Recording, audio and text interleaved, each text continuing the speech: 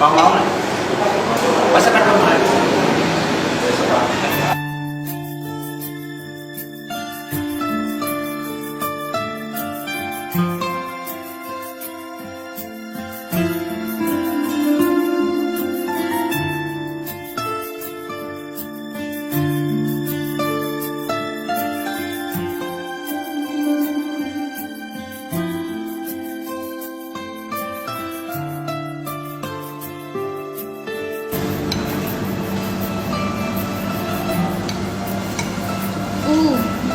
မင်းမကုန်ရှိနေပြီ